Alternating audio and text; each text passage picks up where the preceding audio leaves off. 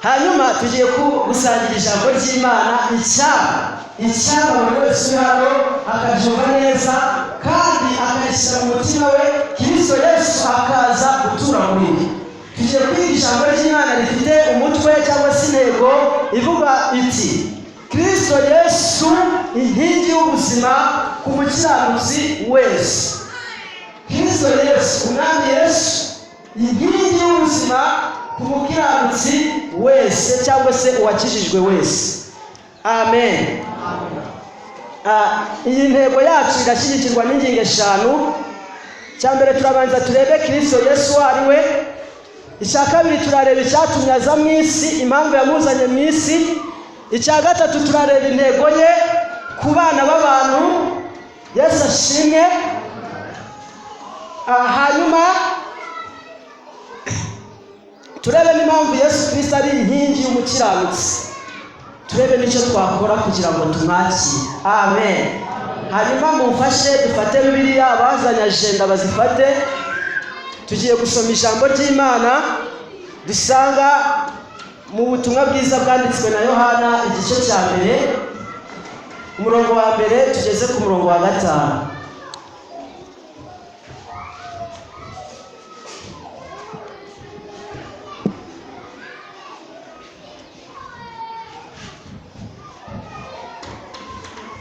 Ubutumwa bwiza bwanditswe na Yohana igice cya mbere, umurongo wa mbere tugeze ku murongo wa 5.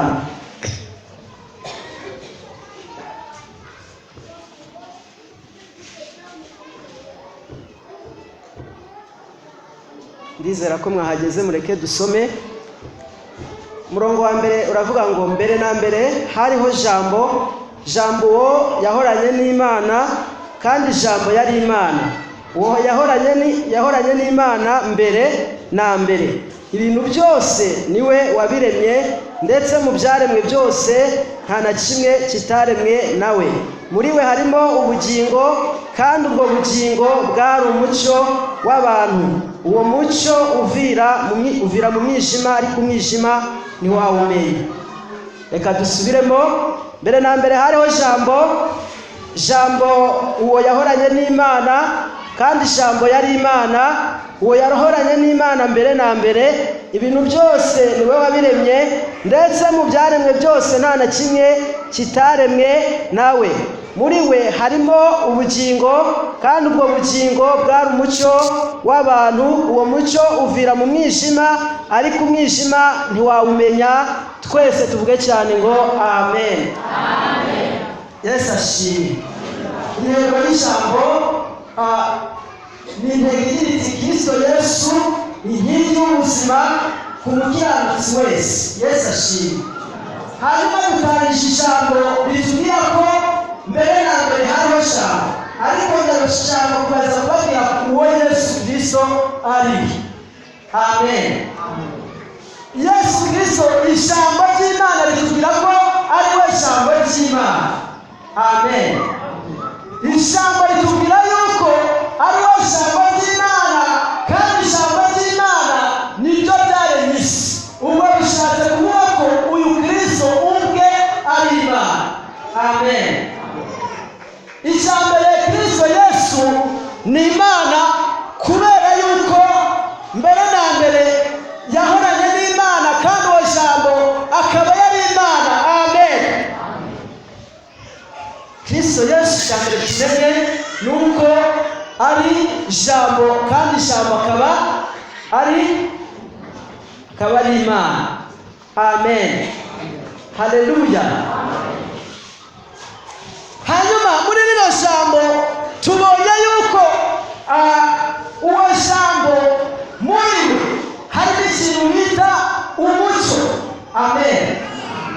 Muri uwo Jambo cyangwa se uwo Kristo Yesu muri harimo ikintu bita iki?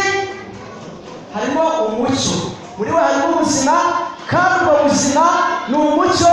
Uwo mucyo ukabuvira mu bantu. Icya mbere kandi icya kabiri ni uko Kristo Yesu ari umucyo, akongera akaba ubuzima. Amen. Muri Kristo Yesu niho tubonera ubuzima, kandi Kristo Yesu niwe buzima. Ikindi Yesu ni umucyo akaba ubuzima bw'umukiranutsi. Ni ukuvuga ngo umwizeye wese, uwizeye Kristo Yesu wese, kuko muri Kristo Yesu harimo ubugingo, uyu muntu nawe agomba kuba afite ubugingo. Turi kureba uwo Kristo Yesu ari. Icya mbere tubonye yuko Kristo Yesu ari ijambo cyangwa se ari Imana. Icya kabiri tubonye ko Kristo Yesu ari ubuzima. Icya gatatu tubonye yuko Kristo Yesu ari umucyo. Amen. Kwese turabyumvise. Icya mbere Kristo Yesu ni Imana, icya kabiri ni ubuzima cyangwa ni ubugingo, icya gatatu ni umucyo. Amen. Yesu ashimwe. Hanyuma ikindi ni uko Kristo Yesu ari umukiza. Uwo niwe witwa Kristo Yesu. Kristo Yesu ni umukiza. Kubera iki Kristo Yesu ari umukiza? Ni ukuvuga ngo Imana ishyira mu mubiri yamuremye imwishimira, imurema afite ubwiza bw'Imana n'ubudahangarwa n'umucyo w'Imana ugendera kuri we, ariko umuntu akimara gucumura. Yesu ashimwe. Ubwiza bw'Imana burahuka.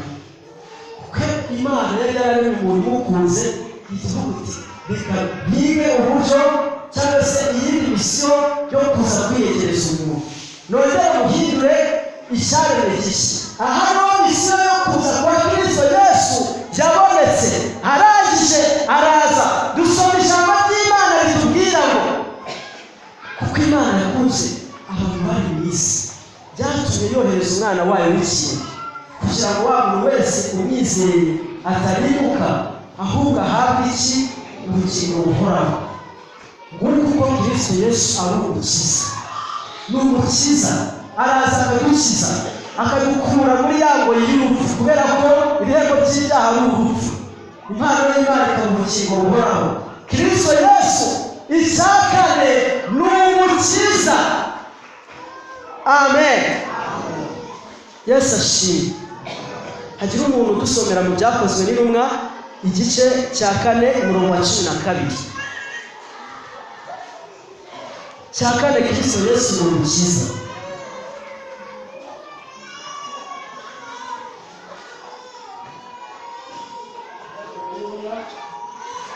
Igice cya 4 umurongo wa 12 wonyine.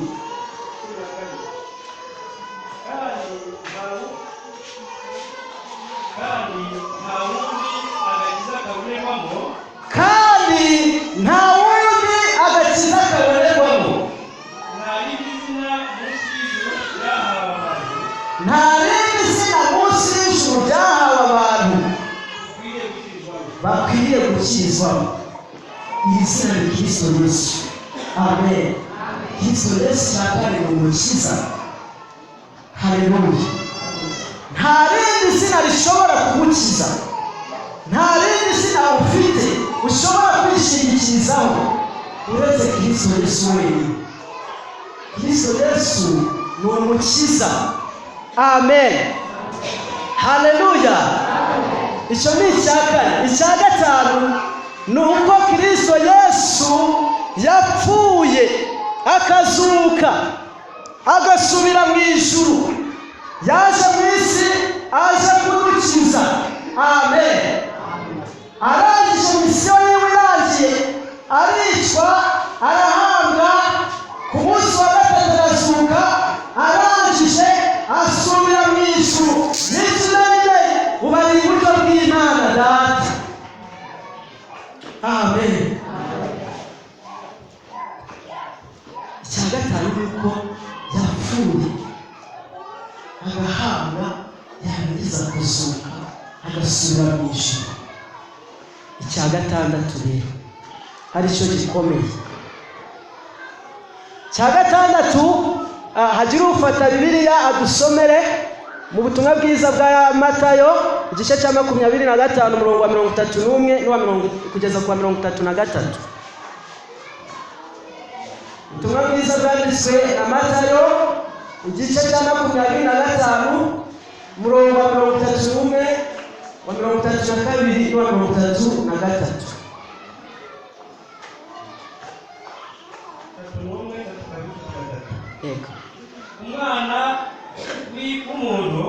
umwana w'umuntu ubwo azazana n'abamarayika bose afite ubwiza bwe, ubwo azazana n'abamarayika bose afite ubwiza bwe, nibwo azicara ku ntebe y'ubwiza bwe, nibwo azicara ku ntebe y'ubwiza bwe. amahanga yose azateranirizwa imbere ye, amahanga yose icyo gihe azongera ateranirizwa imbere ye, abarobanure nk'uko umwungeri arobanura intama mu ihene. nuko narangiza abarobanure nk'uko umwungeri arobanura intama mu ihene. Intama azazishyira iburyo bwe, intama icyo gihe azazishyira iburyo bwe, n'ihene azishyire ibumoso. ihene narangiza azishyire ibumoso bwe.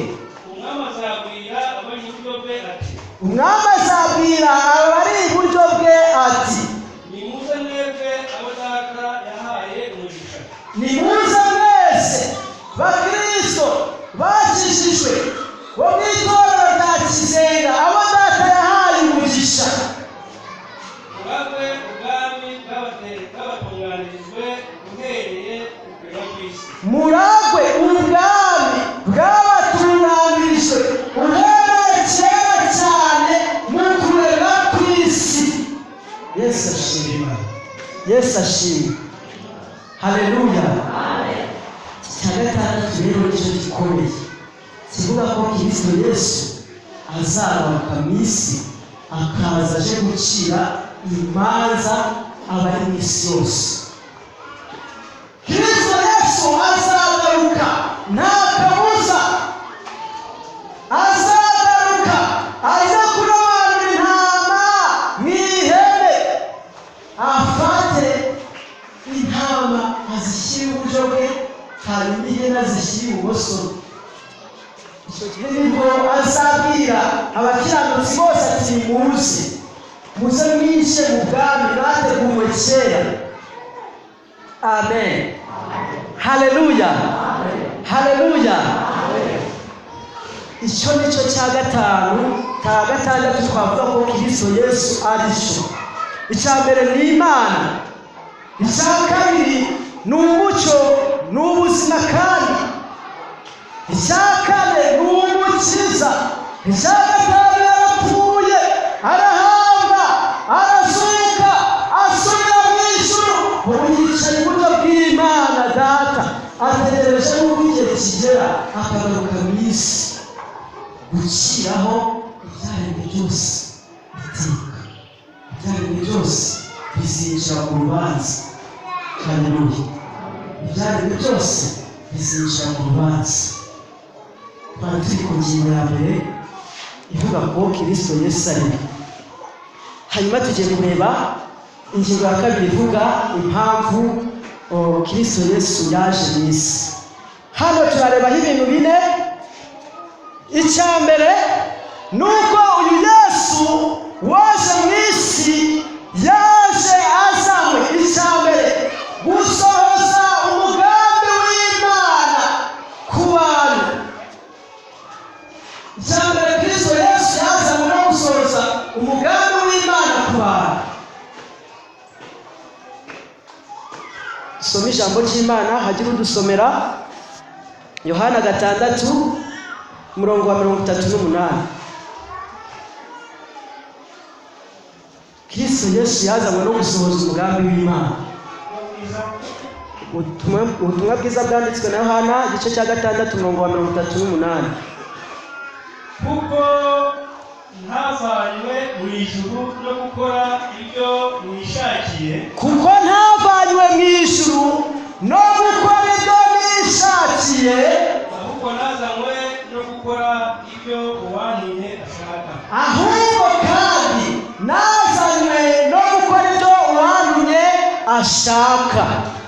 Kandi ibyo uwantumye ashaka ni ibi, kandi nanone ibyo uwantumye ashaka ni ibi, ni ukugira ngo mu byo yampaye byose ntagira na kimwe nziza, ni ukugira ngo mu byo yampaye byose hatagira na kimwe kizimira, ahubwo ngo nzakizure ku munsi w'imperuka. ahubwo ngo nzakizure ku munsi w'imperuka. Imana iguhe umugisha. Amen. Impamvu ya mbere Kristo Yesu yaje mu isi kwari kugira ngo asohoze umugambi w'Imana ku bantu. Uyu mugambi w'Imana wari uwuhe? Nabivuze nti kubera ko umuntu yari yaracumuye, Imana yateguye undi mugambi wo kongera kumwiyegereza. Niko gupanga bisangohereza Kristo, kandi Imana ubwe twabonye ko ari ijambo. Uyu jambo akaba Yesu. Bishatse kuvuga ko uyu Kristo yitegereje abantu akimara kubarema, bakimara gucumura, araje arabateka noneho nitange bano bantu bongere biyegereze. Araje araza yihindura umuntu kugira ngo misiyo ye isohozwe. Iyo ni impamvu ya mbere ko Kristo Yesu yazanywe mu isi no gusohoza umugambi w'Imana ku bantu. Impamvu ya kabiri, yazanywe no gukiza abanyabyaha. Ijambo ry'Imana dusomere nanone Abaheburayo igice cya 9 umurongo wa 26.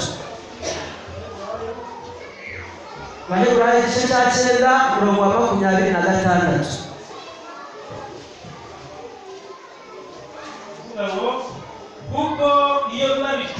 Kuko iyo biba bityo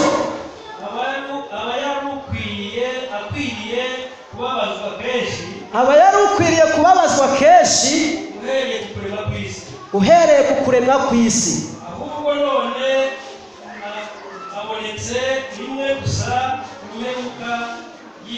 ahubwo none abonetse rimwe gusa ku mperuka y'ibihe,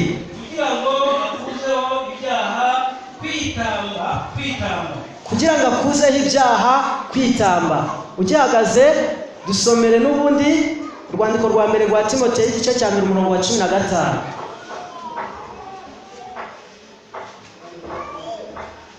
Urwandiko rwa mbere rwa Timoteyo igice cya 1 umurongo wa 15.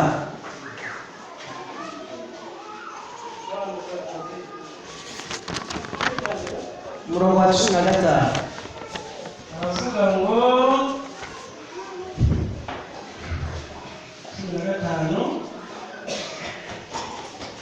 iri jambo niyo kwizerwa rikwiriye kwemerwa rwose. Iri jambo niyo kwizerwa kandi rikwiye kwemerwa rwose, yuko Kristo Yesu yazanywe mu isi no gukiza abanyabyaha. Yuko Kristo Yesu yazanywe no gukiza abanyabyaha. Muri bo ni jye w'imbere. Muri bo jyewe bahagaze imbere, ni jye w'imbere. Muri bo mwebwe muri hano ni jye w'imbere. Yesu ashimwe. Impamvu ya kabiri Kristo Yesu yazanywe no gukiza abanyabyaha. Amen.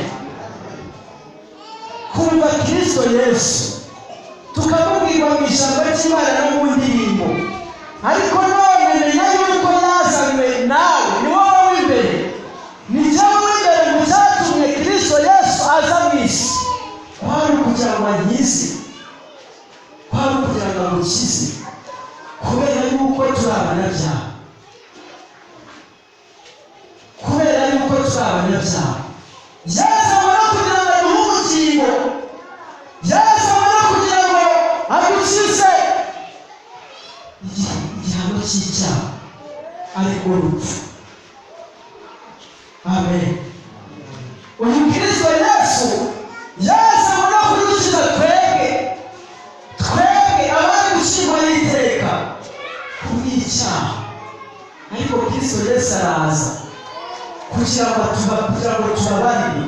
Hanyuma nitwongera kumwizera, nitwongera kumwakira, twongere tube dusubirane wa murage twahoranye mbere, kubera yuko Imana ishyira mu muntu yari yaramuremeye kurama, yari yaramuremeye kubaho iteka, yari yaramuremeye ibyiza. Ariko akimara gucumura hahita haza intambara y'uko umuntu atagomba kurama, agomba gupfa rwose. Niyo mpamvu ibi bintu twambaye niho hahandi igomba gupfa.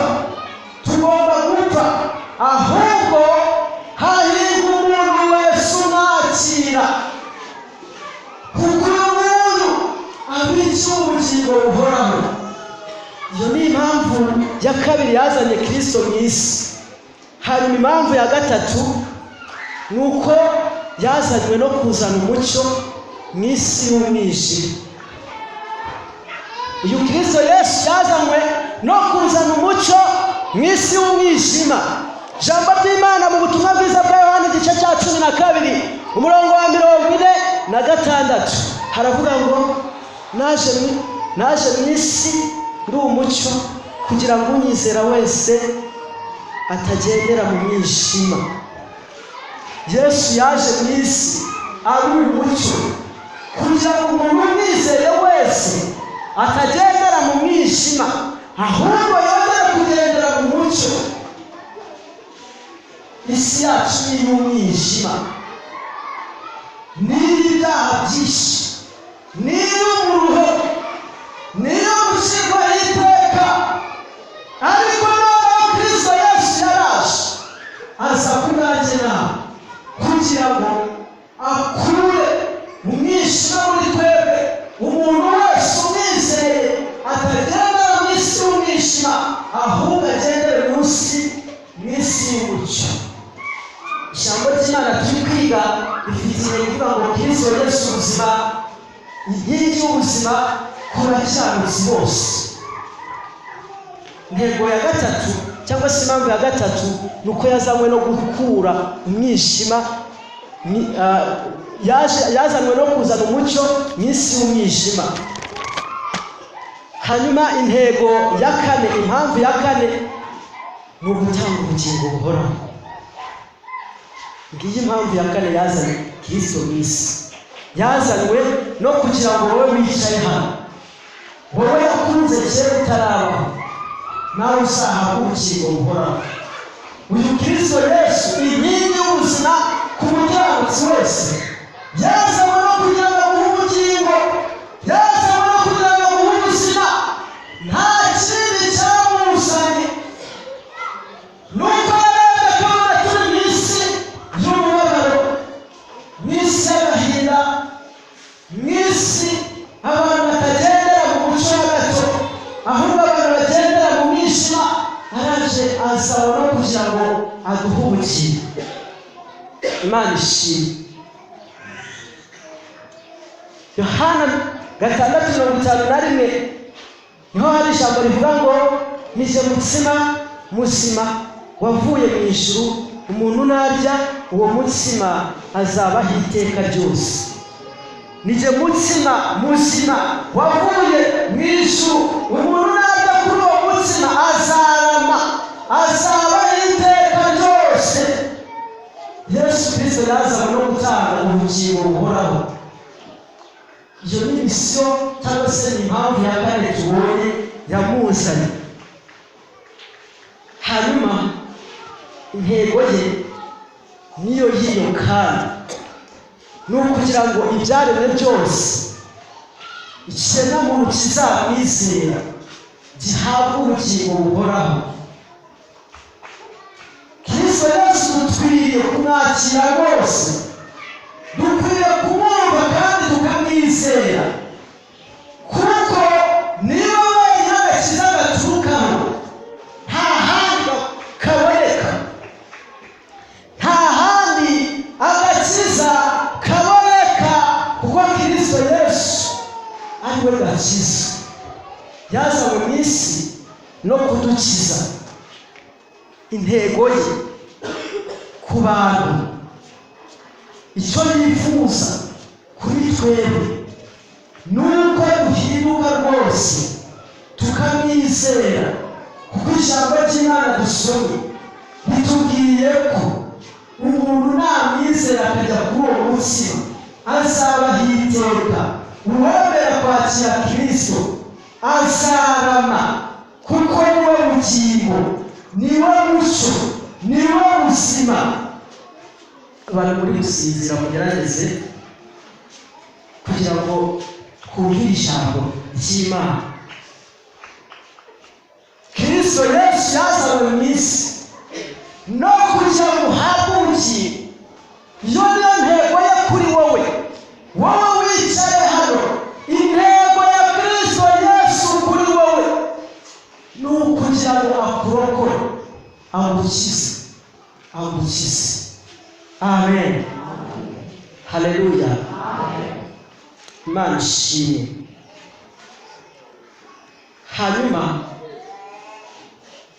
ingingo ya kane ya gatanu iravuga ngo kubera iki Kristo Yesu ari inkingi y'ubuzima bw'umukiranutsi.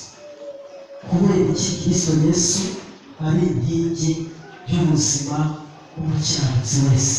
Dusomera ijambo ry'Imana, ubutumwa bwiza bwanditswe na Yohana igice cya 15 umurongo wa mbere tugereze ku murongo wa 3.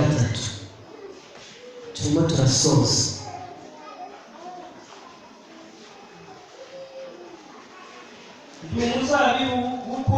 Ndi umuzabibu w'ukuri, kandi data niwe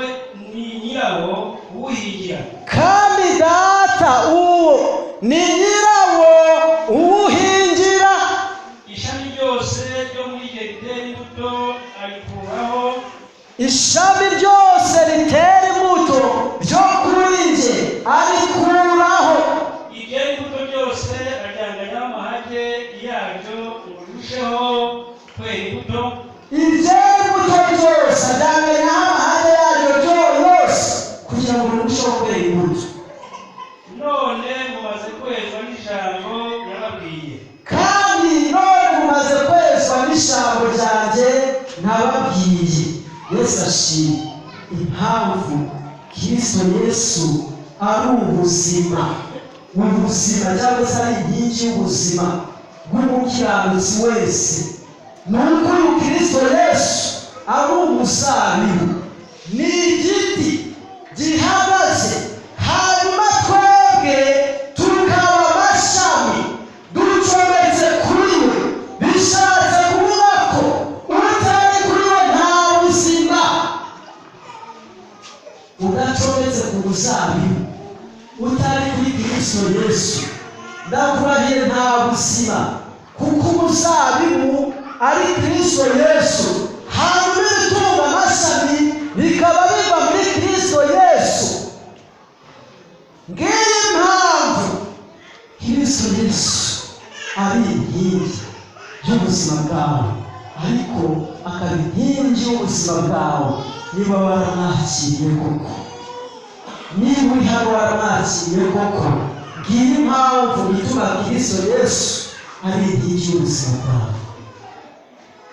Hanyuma reka dusome ijambo risoza, turebe impamvu uyu Kristo Yesu cyangwa se icyadufasha kumugumaho kugira ngo tudahinduka amahage, tugakurwaho kuri we. N'ubundi muri kino gitabo cya Yohana igice cya 15 umurongo wa 5 n'uwa 6 dusomere. Nijye muzabibu namwe muri amashami. Nijye muzabibu kandi namwe muri amashami. Uguma muri jye nanjye nkaguma muri we. Uguma muri jye nanjye nkaguma muri we. Uwo ni we wera imbuto nyinshi. Uwo nguwo ni we wera imbuto nyinshi. Kuko ni ntacyo mubasha gukora mutanzi. Ndababwiza ukuri, nta kintu mubasha gukora mutafite. Biri mu gice cya 8:31. Umuntu utaguma muri jye ajugunywa hanze nk'ishami ryumye, maze bakayateranya bakayajugunya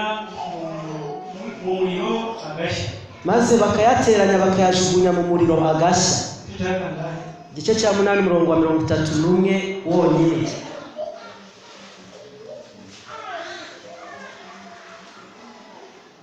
Nizere ko muri gukurikirana mwese. Nuko Yesu abwira abayuda bamwemeye ati, abanyakizenga bamaze kumwemera ati, nimuguma mu ijambo ryanjye muzaba abigishwa banjye nyakuri. Nimuguma mu ijambo ryanjye muzaba abigishwa banjye nyakuri.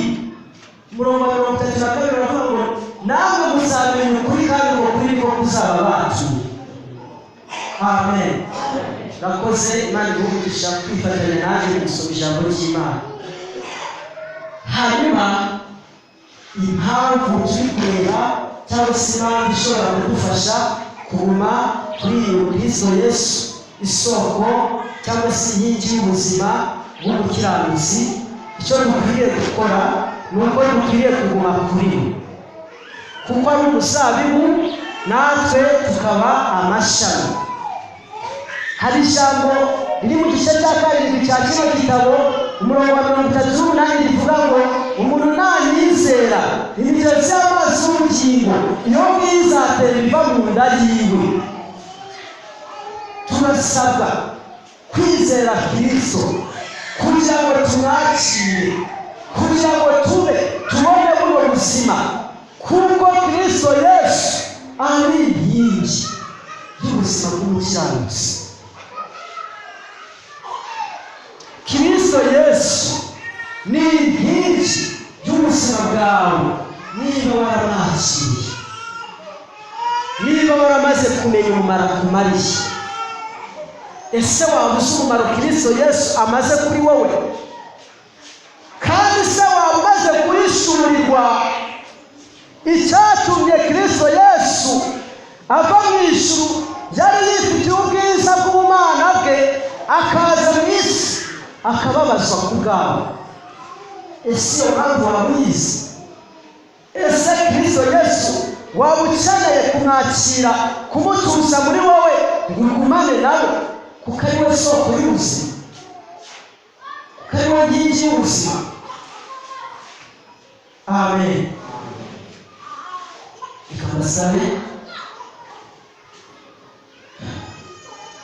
umuntu wese wumva ashaka ko bafatanya gusenga Imana kugira ngo dusabe Kristo Yesu inkingi y'ubuzima bw'umukiranutsi aze kubana natwe, aturane natwe, duhorane nawe iteka. Ahaguruke dusenga Imana. Umuntu wese wumva ashaka ko Kristo Yesu ijambo ry'Imana aza kubana nawe, agaturana nawe, ahaguruke kugira ngo dusabe Imana, dusabe Kristo, dusabe Umwana w'Imana, dusabe buri wese kwitangira abantu, amanuka abane natwe, aturane natwe, tugendane nawe, kandi n'imitima yacu irushaho kutwemeza yuko twamwakiriye, yuko twakijijwe.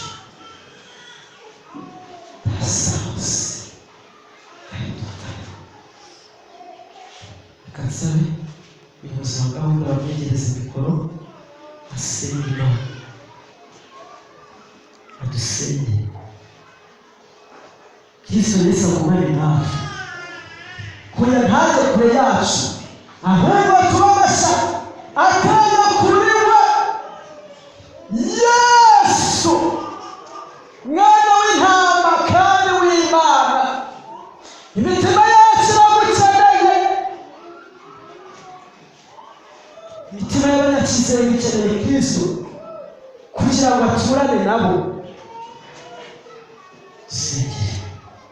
Turagushimiye Imana yacu, tugushimiye kugira neza kwawe, turagushimiye amagambo yawe meza twumviye kugira yawe ukoresheje inyigisho umukozi wawe. Turagushimiye kuko yubatse ubugingo bwacu, nuhabwe icyubahiro mwami rushimwe. None isaha uteganya ingabo, dore abakozi bawe bahagurutse, ni ukuri bumvise ko bazatunganije ijambo ryawe, bumvise ko bageze uko bishakiye, bumvise ko batakwakira mu bugingo.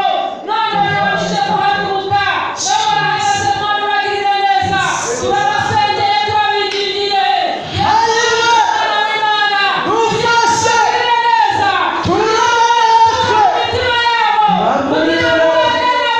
Kugira ngo ugende nabo,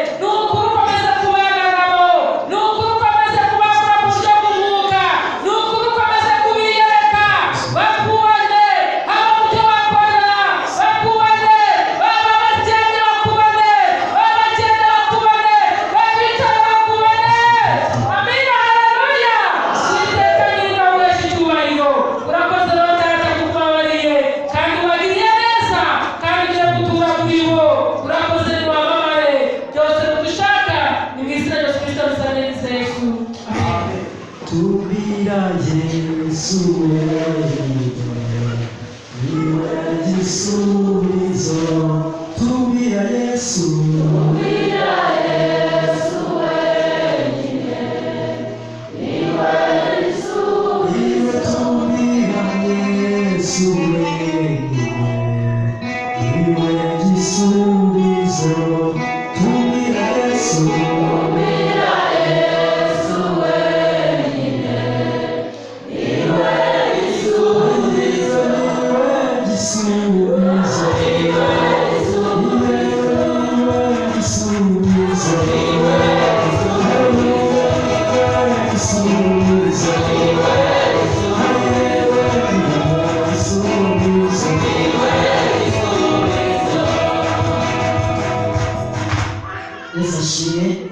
reka nsabe niba haba hari umuntu wari warasubiye inyuma mu mutima cyangwa se hari umuntu ushaka kwakira Kristo nk'umwami n'umukiza we bwa mbere ahaguruke niba hari tumufashe gusenga Imana.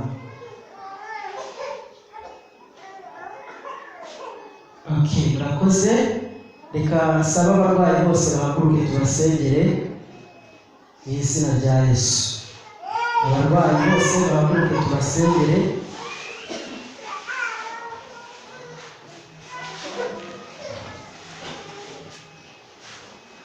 Data mu izina rya Yesu twongeye kugushimira ko uri Imana yacu kandi kuva kera kose iyo wakizaga imitima wakizaga n'imibiri mu izina rya Yesu.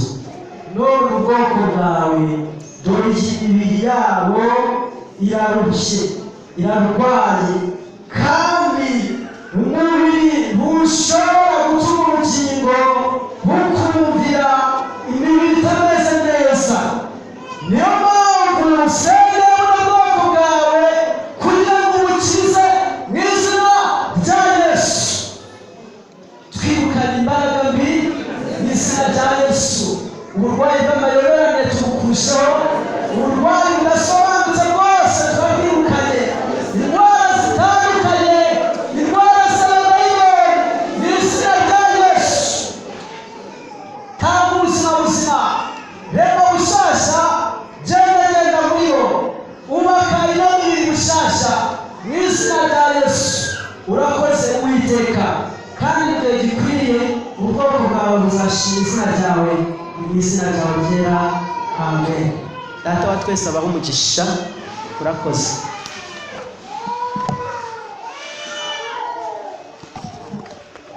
Amena.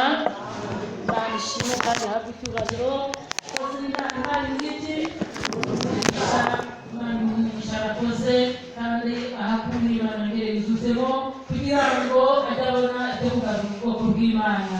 Imana ishimwe rero tugeze mu kanya ko gutanga agaciro n'amatungo